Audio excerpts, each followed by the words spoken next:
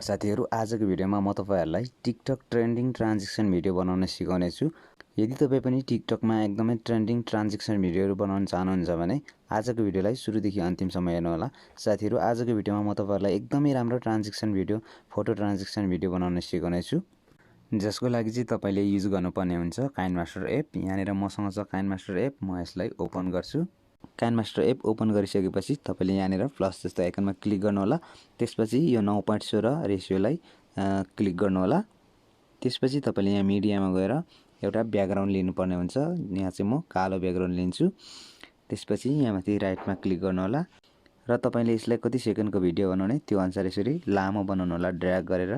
यहाँ मैले 30 सेकेन्ड बनाए। त्यसपछि हामी जानुपर्ने हुन्छ लेयरमा। लेयरमा गएपछि मिडियामा जाने।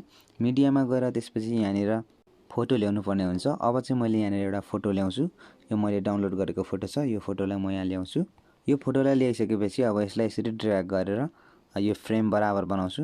यसरी यो फ्रेम बराबर बनाइसकेर यो तलको यो फोटोलाई यसरी ड्र्याग गरेर यो माथिको ब्याकग्राउन्ड कतिको लामो छ त्यो अनुसारको यहाँनिर म ड्र्याग गरेर त्यही जतिको ड्युरेसन बनाउँछु।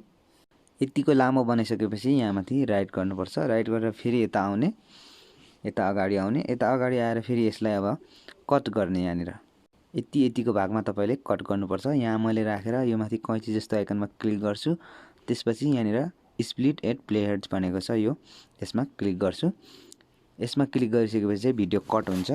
भिडियो कट भइसकेपछि अब फेरि राइट गर्छु अनि फेरि यसरी ड्र्याग गरेर अलिकति उता सारेर यसमा फेरि म भिडियो कट गर्छु, स्प्लिट गर्छु। यहाँ यसरी सबैमा म यसरी कट गर्छु। यसलाई टुक्रा टुक्रा बनाउँछु यो फोटोलाई म। र मैले यहाँनिर सबै फोटोलाई टुक्रा टुक्रा बनाइसकेको छु, तपाईले देख्न सक्नुहुन्छ। अब राइट गर्छु। राइट गरेर फेरि अगाडिपट्टि आउँछु। अब अगाडिपट्टि आइसकेपछि यो सबसे पहिलाको क्लिपलाई यसरी यहाँ क्लिक गर्ने। यसरी क्लिक गरिसकेपछि अब यसलाई एनिमेसन दिनुपर्ने हुन्छ। यसलाई एनिमेसन दिनको लागि यो चाबी जस्तो आइकनमा यसरी एकचोटि क्लिक गर्नुहोस् अनि एकचोटि क्लिक गरिसकेपछि यता आउनुहोस्। यो साइडमा यसरी यो पछाडिपट्टिको भागमा आउनुहोस् यो क्लिपको। त्यसपछि यहाँ प्लस जस्तो आइकन देखिन्छ। यो प्लस जस्तो आइकनमा यसरी क्लिक गर्नुहोस्। प्लस जस्तो आइकनमा क्लिक गरिसकेपछि यो फोटोलाई कस्तो खालको तपाईले एनिमेसन दिने हो त्यही खालको तपाईले चाहिँ यहाँनिर गर्नुपर्ने हुन्छ। जस्तै यसलाई चाहिँ अब म जुम हुँदै गरेको एनिमेसन गर्छु। अगाडिपट्टि जुम यसरी मैले यहाँ डबल फिङ्गरले जुम गरेँ अनि त्यसपछि यहाँ माथि राइटमा क्लिक गरिदिएँ। अब यहाँ प्ले गरेर हेरौँ यो कसरी एनिमेसन भएको छ। देख्न सक्नुहुन्छ यहाँनिर यसरी एनिमेसन भएको छ। यसलाई मैले यो खालको एनिमेसन लगाएँ। अब त्यसपछि अर्को क्लिपमा यहाँनिर म क्लिक गर्छु। अर्को क्लिपमा क्लिक गरिसकेपछि फेरि यहाँनिर चाहिँ इन एनिमेसन भनेको छ। यो इन एनिमेसनमा क्लिक गर्छु। त्यसपछि यहाँ तल स्क्रोल डाउन गरेर स्केल डाउन भनेको छ। यहाँनिर यो स्केल डाउनमा म क्लिक गर्छु। यसरी स्केल डाउनको यहाँ म एनिमेसन लगाउँछु अनि त्यसको ड्युरेसन चाहिँ यहाँनिर 1 सेकेन्ड लगाउनु होला तपाईले। 0.5 देखि 1.5 हुँदै तपाईले यहाँ विभिन्न ड्युरेसन लगाउन सक्नुहुन्छ। 1 सेकेन्डको ड्युरेसन लगाउनु होला, त्यसो गर्दा ठिक हुन्छ। त्यसपछि यहाँ राइट गर्नु होला। त्यसपछि अर्को त्यसै गरी अर्को क्लिपमा क्लिक गर्नु होला। अर्को क्लिपमा क्लिक गरेर पनि तपाईले यहाँ इन एनिमेसन लगाउनु होला। एनिमेसन सबै क्लिपमा यसरी तपाईले बेग्ला बेग्लै खालको एनिमेसन, राम्रो खालको एनिमेसन लगाउनु होला। र त्यसपछि फटाफट अब म यसमा एनिमेसन सबै क्लिपमा एनिमेसन लगाउँछु। एनिमेसन लगाउनुको लागि यहाँनिर यसरी क्लिपमा क्लिक गरेर अनि इन एनिमेसनमा क्लिक गर्नु होला अनि त्यसपछि प्रत्येक क्लिपमा तपाईले चाहिँ एनिमेसन लगाउनु होला। म यहाँ फटाफट लगाउँछु र मैले यहाँ प्रत्येकमा चाहिँ एनिमेसन लगाइसकेको छु। अब त्यसपछि चाहिँ म यहाँ एउटा भिडियो एड गर्छु। भिडियो एड गर्नको लागि चाहिँ यहाँ लेयरमा क्लिक गरेर यहाँनिर मिडियामा क्लिक गर्ने अनि त्यसपछि यहाँ भिडियोमा क्लिक गरेर यहाँनिर एउटा म भिडियो डाउनलोड गरेको छु। यो इफेक्ट भिडियो, यो यस्तो इफेक्टहरु चाहिँ तपाईले युट्युबमा पाउन सक्नुहुन्छ। युट्युबदेखि यो इफेक्टहरु तपाईले डाउनलोड गर्न सक्नुहुन्छ। अब यसलाई चाहिँ म यहाँनिर फिट गर्छु यो भिडियोलाई। अब चाहिँ मैले यहाँ एडजस्ट गरिसकेको छु। अब यसलाई चाहिँ ब्लेन्डिङमा जानुपर्ने हुन्छ। यहाँ तल ब्लेन्डिङ अप्सन छ। यो ब्लेन्डिङ अप्सनमा गएर यसलाई स्क्रिन गरिदिनुपर्छ। स्क्रिन गरिदिसकेपछि चाहिँ यहाँनिर राइट गरिदिने।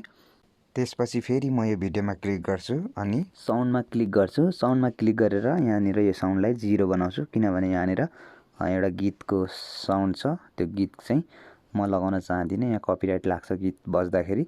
सो यसलाई म फेरि राइट गरिदिन्छु। राइट गरेर अब प्ले गरेर हेरौँ।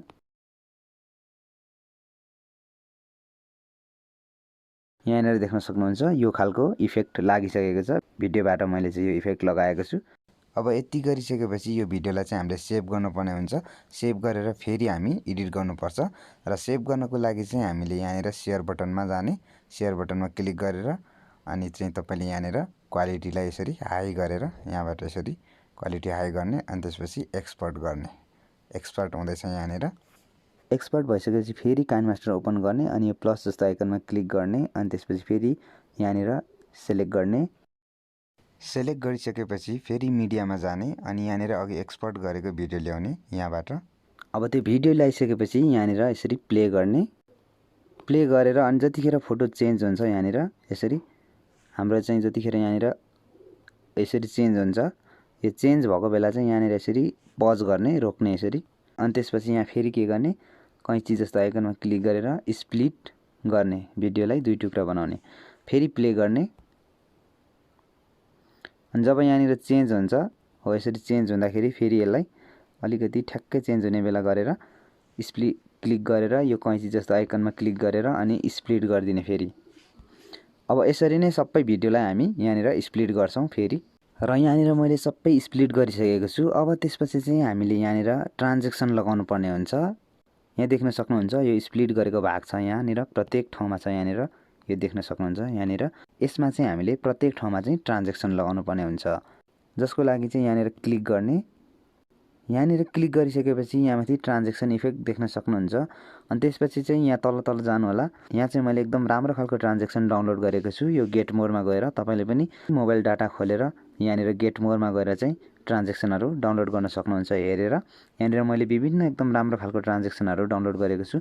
सो म यहाँनिर फटाफट अब प्रत्येकमा ट्रान्जेक्सन लगाउन चाहन्छु। जस्तै यहाँनिर तपाईँले देख्न सक्नुहुन्छ मैले चाहिँ यो देख्न सक्नुहुन्छ लाइन वाकर भनेको छ, यसमा यो खालको ट्रान्जेक्सनहरू छ, तपाईँले देख्न सक्नुहुन्छ। यहाँनिर म यो लगाउँछु। यो लगाएर फेरि के गर्छु भन्दाखेरि यसलाई ड्युरेसन चाहिँ कम गरिदिन्छु। ड्युरेसन चाहिँ 1 सेकेन्डमा राख्छु। प्रत्येक ड्युरेसन चाहिँ 1 सेकेन्डमा राख्नुपर्ने हुन्छ। 1 सेकेन्डमा राख्छु म। 1 सेकेन्डमा राखेर यहाँनिर राइट गरिदिन्छु। अब त्यसपछि यसरी नै म यहाँ विभिन्न खालको ट्रान्जेक्सनहरू मैले यहाँनिर डाउनलोड गरेको छु। जस्तै तपाईँले देख्न सक्नुहुन्छ यहाँनिर क्रस लाइन देख्न सक्नुहुन्छ, यहाँनिर देख्न सक्नुहुन्छ यो खालको ट्रान्जेक्सनहरू छ मसँग। अब फटाफट म यहाँनिर ट्रान्जेक्सन युज गर्छु। यहाँनिर मैले ट्रान्जेक्सन युज गरिसकेको छु, देख्न सक्नुहुन्छ। अब ट्रान्जेक्सन युज गरिसकेपछि फेरि एकचोटि म यो क्लिपमा क्लिक गर्छु। यो क्लिपमा क्लिक गरिसकेपछि चाहिँ यहाँनिर क्लिप ग्राफिक देख्न सक्नुहुन्छ। यो क्लिप ग्राफिकमा क्लिक गरेर चाहिँ मैले यहाँनिर एउटा क्लिप ग्राफिक पनि युज गरेको छु। यो खालको तपाईँले पनि यहाँ विभिन्न क्लिपहरू युज गर्न सक्नुहुन्छ। अब म यसलाई राइटमा क्लिक गर्छु। अब त्यसपछि यहाँनिर म चाहिँ म्युजिक आइकनमा गएर एउटा म्युजिक युज गर्छु। मैले चाहिँ यहाँनिर एउटा युट्युबदेखि फ्री म्युजिक डाउनलोड गरेको छु र यो म्युजिक यहाँनिर युज गर्न चाहन्छु म।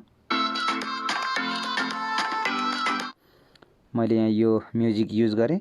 अब यो म्युजिक युज गरिसकेपछि म के गर्छु भने यो बडी भएको यताको म्युजिकलाई काटेर फालिदिन्छु। यहाँनिर ट्रिममा क्लिक गरेर अनि ट्रिम राइट गरिदिन्छु। अब मैले यहाँ म्युजिक पनि युज गरिसकेको छु। अब त्यसपछि चाहिँ यहाँ म प्ले गर्छु भिडियोलाई।